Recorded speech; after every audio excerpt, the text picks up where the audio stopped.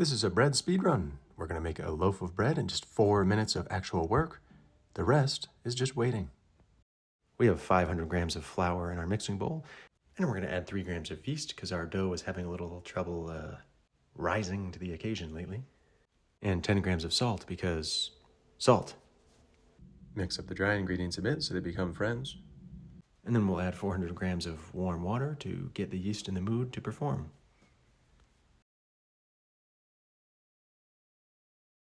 We'll mix with the back of a wooden spoon to add plenty of splinters to our dough. But really it's just less sticky that way and won't get stuck in your hands. Now is probably a great time to contemplate your life choices and how you ended up here watching this video. But thank you.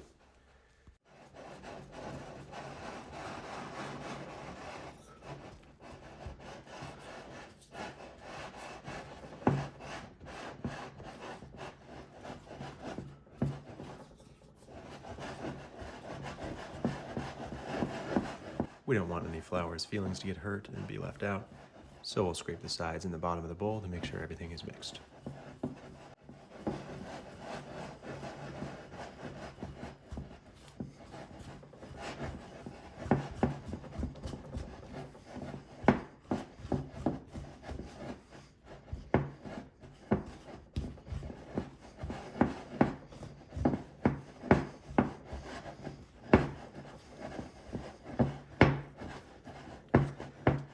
The dough is going to be extremely loose at this point, but we are done with this step.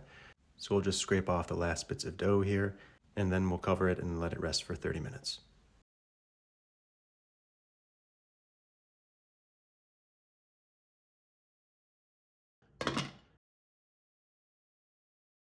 We're back and we're going to stretch and fold this dough 4 times to build some strength. And first we'll dip our hand in water so that the dough doesn't stick as much. So we'll pull the top of the dough, fold it back over itself, and then rotate the bowl and do this 4 times.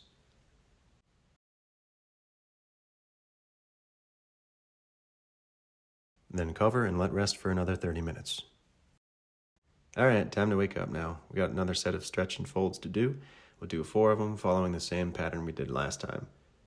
And you'll notice the dough is already more pliable and less sticky than last time.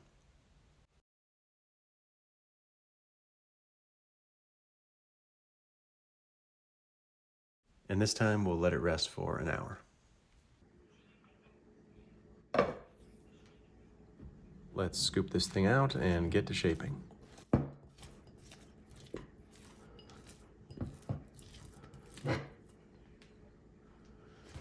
We'll fold the top and the bottom of the dough back into the middle. And here's where it would have helped to use a bench scraper to assist with the scooping. We rotate the dough and again fold the top and the bottom into the middle. And now we can start pulling the dough toward us, which will help build tension and strength on the top.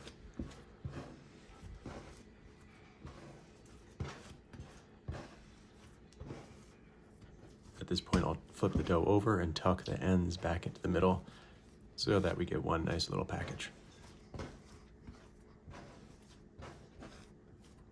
Finally, let's toss this into a 9x5 loaf pan lined with parchment paper. Cover and give it a nap for 30 minutes, somewhere nice and warm.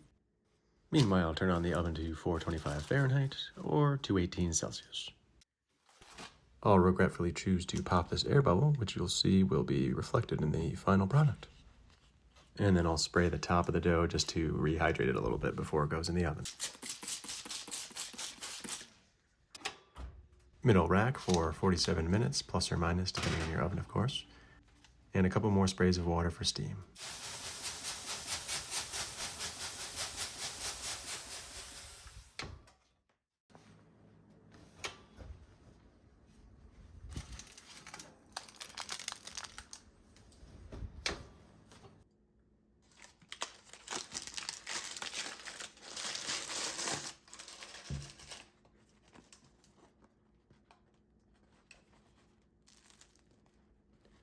And now I'll commit the cardinal sin of bread making, which is to start cutting into this right after it's out of the oven instead of letting it cool down.